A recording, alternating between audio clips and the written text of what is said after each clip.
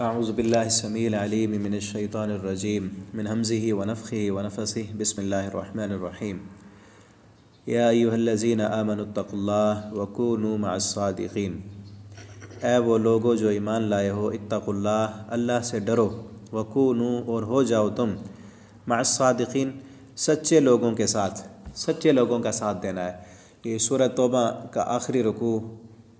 بلکہ آخری دو رکوع یہاں سے شروع ہو رہے ہیں۔ تو پچھلی پوری صورت میں اللہ تعالیٰ نے منافقین کا ذکر کیا اور مومنوں کا بھی ذکر کیا، سارے احکامات بھی آئے، اور پھر جنگ تبوک سے پیچھے رہنے والے منافق اور 3 جو مومن پیچھے رہ گئے تھے، انہوں نے سچ بولا اور منافقوں نے جھوٹے بہانے کیے۔ وہ واقعہ ذکر کرنے کے بعد فرمایا کہ سچوں کا ساتھ دو، جس طرح وہ 3 صحابہ کرام سچے تھے نا، وقتی طور پر تو ان کو تکلیف ہوئی، آپ صلی اللہ علیہ وسلم نے ان کے ساتھ بولنا چھوڑ دیا، سارے صحابہ نے بولنا چھوڑ دیا، لیکن وہ سچے تھے۔ 40-50 دن کے بعد ان کی توبہ قبول ہو گئی اور ہمیشہ کے لیے جنت کا سرٹیفکیٹ مل گیا۔ اور ان کے مقابلے میں جو جھوٹے تھے، منافق تھے، وقتی طور پر تو وہ ان کو خوشی مل گئی اور آپ صلی اللہ علیہ وسلم نے ان کے لیے دعا بھی کر دی، لیکن بعد میں ہمیشہ کے لیے نقصان اور خسارہ ہوا۔ تو اس لیے سچ کا یہی فائدہ ہے کہ وقتی طور پر تو انسان کو محسوس ہوتا ہے کہ نقصان ہو رہا ہے یا تکلیف مل رہی ہے، لیکن حقیقت میں وہ خوشی ہوتی ہے، اور اللہ رب العالمین فرماتے ہیں کہ سچوں کا ساتھ دو۔ دوسری جگہ پر فرمایا کہ یصلح لکم اعمالکم، سچ بولو گے نا تو تمہارے سارے اعمال درست ہو جائیں گے، وقتی طور پر آئے گی تکلیف۔ تو اللہ تعالی ہم سب کو سچ بولنے والا اور سچوں کا ساتھ دینے والا بنا دے۔ آگے فرمایا ما کان، نہیں ہے، لأہل المدینۃ، مدینہ والوں کے لیے، ومن حولہم، اور جو اس مدینہ کے آس پاس رہتے ہیں ان کے لیے بھی یہ لائق نہیں، من الاعراب، دیہاتیوں میں سے، ان یتخلفوا، کہ وہ پیچھے رہ جائیں، عن رسول اللہ، اللہ اور اس کے رسول سے، ولا یرغبوا، اور نہ وہ بے پرواہ ہوں، نہ منہ موڑیں، بانفسہم، اپنے نفسوں کی وجہ سے، عن نفسی، اپنی ذات سے، کہ اللہ اور اس کے رسول تو بلا رہے ہیں نا ان کو جنگ کے لیے، اسلام کی سربلندی کے لیے، وہ اپنی جانوں کی وجہ سے اب پیچھے نہ بیٹھے رہیں، بلکہ ان کے لیے کیا ہے کہ وہ نکلیں اللہ اور اس کے رسول کے ساتھ، چاہے تکلیف کے دن ہے، گرمی کی شدت ہے، سفر لمبا ہے، جو کچھ بھی ہے، مومنوں کو یہ زیب نہیں دیتا کہ وہ پیچھے رہیں۔ جی آگے پھر فرمایا ذالک بانہم، بوجہ اس کے کہ بے شک، لا یصیبہم، نہیں پہنچی ان کو، ظمأ، پیاس، ولا نصب، اور تھکاوٹ، کہ اس راستے میں جہاں وہ گئے غزوہ تبوک کے لیے، راستے میں جتنی بھی تکلیف پہنچی، تھکاوٹ آئی، ولا مخمصۃ، اور بھوک لگی ان کو، فی سبیل اللہ، اللہ کے راستے میں، ولا یطؤون، اور نہیں روندا انہوں نے، نہیں لتاڑا انہوں نے، موطئا، کسی روندنے کی جگہ کو، جس بھی جگہ سے وہ چل کر گئے ہیں انہوں نے، ان کے پاؤں نے جس زمین کو روندا ہے، یغیظ الکفار، کفار کو غصہ دلانے کے لیے، یہ گئے تھے نا رومیوں کو غصہ دلانے کے لیے کہ تم تو ہمارے خلاف طاقت تیار کر رہے ہو، ہم تمہاری سرحد پر آ گئے ہیں لڑنے کے لیے، آؤ۔ ان کافروں کو غصہ دلانے کے لیے جس بھی جگہ سے انہوں نے سفر کیا ہے، تکلیف برداشت کی ہے، یہ بھوکے رہے ہیں، انہوں نے مشقت اٹھائی ہے، تھکاوٹ اٹھائی ہے، ولا ینالون، اور نہیں انہوں نے لیا، من عدو، کسی دشمن سے، نیلاً کچھ لینا، الا مگر، کتبا، لکھ دیا گیا ہے، لہم، ان کے لیے، بہی، اس سارے کام کے لیے، عملاً صالحا، نیک عمل، ان کو ایک ایک قدم کے بدلے میں اللہ تعالیٰ فرماتے ہیں ہم ثواب دیں گے، ان کو اجر دیں گے، ان کو بھوک کا اجر ملے گا، پیاس کا اجر ملے گا، ایک ایک قدم اٹھانے کا اجر ملے گا، جو وہ تھکے ہیں راستے میں، پسینہ بہا ہے ان کا، اس سب کا اجر ملے گا۔ شہادت تو نہیں ملی نا، وہاں سے واپس آ گئے بغیر جنگ کیے، لیکن سفر کے ایک ایک لمحے کا اللہ تعالیٰ فرماتے ہیں ہم ان کو اجر عطا کریں گے۔ ان اللہ، بے شک اللہ تعالیٰ، لا یضیع، نہیں ضائع کرتا، اجر المحسنین، احسان کرنے والوں کا اجر۔ جو بھی اللہ رب العالمین کو راضی کرنے کے لیے کوئی بھی عمل کرے گا نا، کوشش کرے، محنت کرے، اللہ تعالیٰ فرماتے ہیں ہم کسی کے اجر کو ضائع کرنے والے نہیں۔ ولا ينفقون، اور نہیں انہوں نے خرچ کیا، نفقۃ، کوئی خرچ، صغیرۃ، چھوٹا، ولا کبیرۃ، اور بڑا، ولا یقطعون، اور نہیں پار کی انہوں نے، وادیا، کوئی وادی، الا مگر، کتبہ، لکھ دیا گیا، لہم، ان کے لیے، جو بھی انہوں نے خرچ کیا، تھوڑی چیز خرچ کی، زیادہ چیز خرچ کی، کسی بھی وادی سے وہ گزرے، اللہ تعالیٰ فرماتے ہیں ہم نے ان کے لیے لکھ دیا ہے لیجزیہم اللہ، تاکہ بدلہ دے ان کو اللہ احسن اچھا ما کانوا یعملون، جو وہ عمل کرتے تھے، اس سے اچھا بدلہ اللہ تعالیٰ انہیں عطا کریں گے۔ وما کان المؤمنون، اور نہیں ہے مناسب مومنوں کے لیے کہ لینفروا، کہ وہ نکلیں کافتاً سارے کے سارے نکلیں۔ یہ نا پچھلی آیت میں تھا نا الاعراب اشد کفرا ونفاقا، کہ عربی اور دیہاتی جو ہے نا وہ کفر میں اور نفاق میں شدید سخت ہیں، کیونکہ ان کو دین اسلام کی تربیت نہیں، سننے کا موقع نہیں ملتا، پڑھتے نہیں آپ صلی اللہ علیہ وسلم کے پاس، تو اس کے لیے یہ حکم دیا جا رہا ہے کہ سارے نکل کر نہ آئیں پڑھنے کے لیے، کچھ آئیں، سارے نہ نکلیں۔ وما کان المؤمنون، نہیں ہے مومنوں کے لائق لینفروا کافہ، کہ وہ ضرور نکلیں سارے کے سارے، فلولا، پس کیوں نہیں، نفر، نکلی، من کل فرقۃ، ہر گروہ سے، منہم، ان میں سے، طائفتاً، ایک جماعت، ہر بستی میں سے، ہر قبیلے میں سے چند لوگ آئیں، ایک جماعت آئے، لیتفقہوا، تاکہ وہ سوجھ بوجھ پیدا کریں، سمجھداری حاصل کریں، فی الدین، دین کے بارے میں، وہ چند لوگ آئیں دین کو سیکھیں، اور پھر وَلِيُنذِرُوا قَوْمَهُمْ، واپس جا کر اپنی ساری قوم کو ڈرائیں۔ ان دیہات میں سے، عربیوں میں سے، بستیوں میں سے کچھ لوگ، چند لوگ آئیں، وہ دین کی فقاہت حاصل کریں، سمجھ بوجھ حاصل کریں، پھر جا کر اپنی بستیوں میں باقی لوگوں کو بھی سمجھائیں اور بتائیں۔ جی، اذا رجعوا قومہم، جب وہ لوٹ کر جائیں اپنی قوم کی طرف، لعلہم یحذرون، تاکہ وہ بھی بچ جائیں۔ تو آج بھی یہی ہے کہ سب لوگوں پر فرض نہیں ہے دین کا علم حاصل کرنا اور مدارس میں پڑھنا آنا، لیکن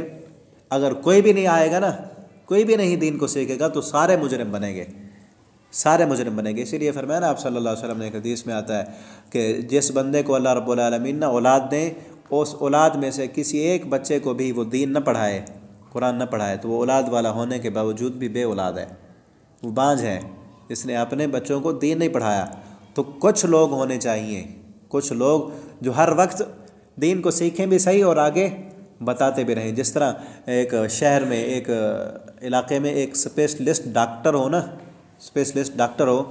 تو سارے علاقے والوں کے لیے وہ کافی ہوتا ہے۔ اگر وہ نہ ہو تو پھر کہاں جائیں گے وہ؟ ہسپتال ہی نہ ہو، جس علاقے میں ہسپتال نہ ہو تو اس کے مریض کہاں جائیں گے؟ تو اس لیے جس علاقے میں دین بتانے والا نہ ہو، اللہ کی فرما برداری کی طرف بلانے والا اور نافرمانی سے روکنے والے چند لوگ بھی نہ ہوں، تو سارے کا سارا معاشرہ ہی بگڑ جائے گا اور اللہ رب العالمین کا نافرمان بن جائے گا۔ اللہ تعالی ہم سب کو ان لوگوں میں شامل فرما دیں۔ ہم یہ سیکھ رہے ہیں اور یہ ہمارا یہ حق بنتا ہے کہ جب ہم جائیں، اذا رجعوا قومہم، اپنی قوم کی طرف جب گھروں میں جائیں، تو یہ نہ ہو کہ ہم خود بھی نماز نہ پڑھیں، وہ اٹھا رہے ہوں اور دیکھیں ہمیں کہ یہ نماز نہیں پڑھتا، مدرسے میں پڑھنے والا یہ نہیں اٹھ رہا، تو ہم کیسے اٹھیں؟ ہم خود ان کو ڈرائیں، ان کو بتائیں، اللہ کی فرما برداری کی طرف لے کر آئیں اور نافرمانی سے ڈرائیں، یہ ہماری ذمہ داری ہے۔ اور اگر ہم نہیں کریں گے نا، ہمیں ڈبل گناہ ملے گا اور ڈبل سزا ہوگی اس کی۔ ان لوگوں کو تو پتہ ہی نہیں، ہمارے اوپر ڈبل ذمہ داری ہے کہ ہم نے خود بھی آنا ہے اور دوسروں کو بھی دین کی طرف لے کے آنا ہے۔ اللہ تعالی ہم سب کو توفیق عطا فرمائیں۔ یا ایھا الذین آمنوا، اے وہ لوگوں جو ایمان لائے ہو، قاتلوا، جنگ کرو تم، قتال کرو تم، یلونکم، جو قریب ہے تمہارے، من الکفار، کفار سے۔ اب کفار کی جو سرحدیں قریب قریب ہیں نا، یہ جنگ تبوک تو ہو گئی نا، اب اس کے بعد وہ نہیں لڑنے کے لیے آئے۔ جو سرحدیں قریب ہیں، پورے جزیرۃ العرب میں اسلام اب پھیل چکا ہے اور مسلمانوں کی طاقت اس عرب میں سب سے زیادہ ہے، کوئی سر اٹھانے کی جرت نہیں کرتا اب مسلمانوں کے سامنے۔ لیکن اب تم نے کیا کرنا ہے؟ جو قریب قریب سرحدیں ہیں نا اسلام کی، ان سے قتال کرنا ہے اور اسلامی سلطنت کو، اسلام کی سرحدوں کو آگے بڑھاتے جانا ہے، ٹھیک ہے؟ وَلْيَجِدُوا فِيكُمْ، اور چاہیے کہ وہ پائیں تم میں، غلظتاً، سختی، آپس میں اب نرمی ہو، اور کافروں کے لیے اب سختی دکھانی ہے تم کو۔ وَاعْلَمُوا، اور جان لو، أَنَّ اللَّهَ مَعَ الْمُتَّقِينَ، بے شک اللہ تعالیٰ متقی لوگوں کے ساتھ ہے۔ وَإِذَا مَا أُنزِلَتْ سُورَةٌ، اور جب بھی اتاری جاتی ہے سورۃ، کوئی سورت، فَمِنْهُمْ، پس ان میں سے، من یقول، جو کہتے ہیں، ایکم، کون ہے تم میں سے، زادت ہو، کہ بڑھایا ہو اس کو، حاضی، اس سورت نے، ایمان کے اعتبار سے۔ کوئی بھی جنگ کی آیت، کوئی بھی سورت، اللہ رب العالمین کی طرف سے آیتیں جب اترتی ہیں، کچھ لوگ ایسے ہیں جن کا ایمان ان آیتوں کو پڑھ کر بڑھ جاتا ہے۔ فَأَمَّا الَّذِينَ آمَنُوا، پس رہے وہ لوگ جو ایمان لائے، فَزَادَتْهُمْ ایمانا، ان کا ایمان ان آیتوں کو پڑھ کر بڑھ جاتا ہے۔ وَأَمَّا الَّذِينَ ایمانا وَهُمْ يَسْتَبْشِرُونَ، اس حال میں کہ وہ خوشیاں مناتے ہیں، چاہے وہ آیتیں دین اسلام کو سیکھنے کے متعلق ہوں، جہاد کے متعلق ہوں، دنیاوی احکامات کے متعلق ہوں، آخرت کے متعلق ہوں، جنت جہنم کے بارے میں ہوں، جو ایمان والے ہیں ان کو قرآن کی آیتیں خوش بھی کرتی ہیں اور ان کا ایمان اور بڑھ جاتا ہے۔ وَأَمَّا الَّذِينَ اور رہے وہ لوگ فی قلوبہم جن کے دلوں میں مرض بیماری ہے، جو منافق ہیں، جن کے دلوں میں نفاق ہے، گندگیاں ہیں، فزادتہم رجسا تو ان آیتوں کی وجہ سے ان کی گندگی اور بڑھ جاتی ہے، جی فزادتہم تو بڑھا دیا ان کو رجسن نجاست میں، الی رجسہم نجاست کی طرف، وماتوا اور وہ مر گئے، وہم کافرون اس حال میں کہ وہ کافر ہی تھے۔ اولا یرون کیا بھلا نہیں دیکھتے وہ، انہم کہ بے شک وہ، یفتنون آزمائے جاتے ہیں، فی کل عام ہر سال، مرتن ایک بار، اور مرتین یا دو بار، ثم لا یتوبون پھر بھی وہ توبہ نہیں کرتے، ولا ہم یذکرون اور نہ وہ نصیحت پکڑتے ہیں۔ یہ منافق دیکھتے نہیں کہ سال میں ایک دفعہ یا دو دفعہ ان کے نفاق کے پردے چاک کر دیے جاتے ہیں اور یہ آزمائے جاتے ہیں، کبھی کسی مشکل میں، کبھی کسی مشکل میں، اور ہر موڑ پر یہ دیکھ رہے ہیں کہ مسلمان ہی فتح پا رہے ہیں اور یہ ہار رہے ہیں، ان کا دجل، ان کا مکر، ان کا فریب وہ ٹوٹ رہا ہے، لیکن پھر بھی یہ پیچھے نہیں پلٹتے۔ اور اسی آیت کو دیکھیں، آج ہر ملک، ہر ماحول، ہر گھر، ہر علاقہ، ہر بستی والے اور پوری دنیا کے لوگ اگر دیکھیں کہ سال میں ایک دفعہ، دو دفعہ، 100 بار آزمائشیں اور تکلیفیں، مشقتیں آتی ہیں، ایک گھر میں بھی آ جاتی ہیں، ایک انسان پر بھی آ جاتی ہیں، کس لیے؟ تاکہ لعلہم یذکرون نصیحت حاصل کریں۔ اسی ملک کو ہم دیکھیں، اسی پچھلے سال 2019 میں 2 دفعہ آزمائش آئی ہے، زلزلہ بھی آیا ہے پچھلے سال اور طوفانی بارشیں بھی آئی ہیں، فصل تباہ ہو گئی ہے، جس کی وجہ سے اب آٹے کا قحط پڑا ہوا ہے، ٹھیک ہے نا؟ کس وجہ سے؟ کیونکہ طوفان آیا تھا اور پھر زلزلے بھی آئے۔ کس لیے آتے ہیں یہ؟ اللہ تعالیٰ کیوں بھیجتے ہیں چھوٹے چھوٹے عذاب؟ کتنے لوگ مارے گئے تھے، چلتی ہوئی گاڑیاں زمین میں دھنس گئی تھیں، کس لیے اللہ تعالیٰ بھیجتے ہیں؟ تاکہ نصیحت حاصل کریں۔ یہ اس لیے آتے ہیں، یہ چھوٹی چھوٹی عذاب، آزمائشیں اس لیے تاکہ ہم پیچھے پلٹ آئیں، اللہ کی نافرمانی کو چھوڑ دیں۔ تو اللہ تعالیٰ ہم سب کو ان سے نصیحت اور عبرت پکڑنے والا بنا دے، اور اللہ تعالیٰ ہمیں اپنی آزمائشوں سے محفوظ فرمائے۔ آگے فرمایا وَإِذَا مَا أُنزِلَتْ سورہ اور جب بھی اتاری جاتی ہے سورۃ کوئی سورت، نظرا دیکھتے ہیں، بعضهم ان میں سے بعض، الی بعض بعض کی طرف، هل یراکم کیا دیکھتا ہے تم کو، من احد کوئی ایک، ثم انصرفوا پھر وہ منہ پھیر جاتے ہیں، صرف اللہ قلوبہم اللہ نے ان کو دلوں کو بھی پھیر دیا ہے۔ جب بھی نئی آیتیں اترتی ہیں نا کوئی، یہ منافق آپ کی طرف دیکھتے رہتے ہیں اور پھر بعض کی طرف دیکھتے ہیں، ایک دوسرے کی طرف دیکھ کر پھر آپ کی طرف بھی دیکھتے ہیں، لیکن پھر اپنے مفادات کی وجہ سے دل سے تو جان لیتے ہیں، مانتے ہیں کہ واقعتاً یہ حق ہے اور سچ ہے، لیکن اپنی دنیاوی چدراہٹیں ان کی ختم ہوتی ہیں، اس وجہ سے اگر مان لیں پھر منہ موڑ لیتے ہیں۔ اللہ تعالیٰ نے ان کے دلوں کو بھی موڑ دیا ہے، جی بِأَنَّهُمْ قَوْمٌ لَا يَفْقَهُونَ اس لیے کہ یہ ایسی قوم ہے جو سمجھتے ہی نہیں۔ لَقَدْ جَاءَكُمْ تحقیق آ گیا ہے آپ کے پاس، رسول ایک رسول، من انفسکم جو تمہارے نفسوں میں سے ہے، عزیز عزیز بہت زیادہ نرم دل ہے، گراں ہے، علیہ اس پر، ما عنتم جو تم کو ضرر پہنچتا ہے، ایسا مہربان پیغمبر ہے کہ جو تم کو تکلیف پہنچتی ہے نا، اس تکلیف کا درد وہ بھی اپنے سینے میں محسوس کرتا ہے۔ اس قدر نرم دل ہے کہ کسی بھی مومن کو کانٹا چبھتا ہے نا، اس کانٹا چبھنے کی تکلیف نبی کریم صلی اللہ علیہ وسلم کی بھی ہوتی ہے، کس قدر نرم دل ہے۔ حریص وہ حرص رکھتا ہے، حریص ہے، علیکم تم پر، بالمومنین مومنوں پر، رؤوف الرحیم اور بہت بڑا شفقت والا اور رحم والا ہے۔ اگر آپ صلی اللہ علیہ وسلم جیسی صفات آج ہم دین کے داعی بھی اپنا لینا، تو جس طرح آپ پر لوگ جانیں قربان کرنے کے لیے تیار تھے نا، ہمارے اوپر بھی جانیں قربان کرنے کے لیے لوگ تیار ہو جائیں گے۔ ہماری بات کا اثر کیوں نہیں ہوتا، کیوں نہیں لوگ ہماری بات مانتے؟ وہ اخلاق نہیں، وہ پیار نہیں، وہ جو دل میں درد تھا نا آپ صلی اللہ علیہ وسلم کے، یہ اللہ کی مخلوق جہنم سے بچ جائے، وہ درد ہمارے اندر نہیں ہے۔ اس درد کو پیدا کرنے کی ضرورت ہے۔ ہماری آنکھوں میں آنسو تو تب آتے ہیں نا جب ہمیں خود کو تکلیف ہو۔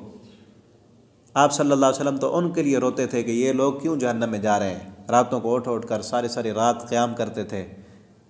اور قیامت کے دن بھی آپ صلی اللہ علیہ وسلم جب ہر کسی کو اپنی جان کی پڑی ہوگی نا، آپ صلی اللہ علیہ وسلم اس وقت کہہ رہے ہوں گے، جب سب کہہ رہے ہوں گے نا نفسی نفسی نفسی، آپ اس دن کہہ رہے ہوں گے امتی امتی امتی، اللہ میری امت۔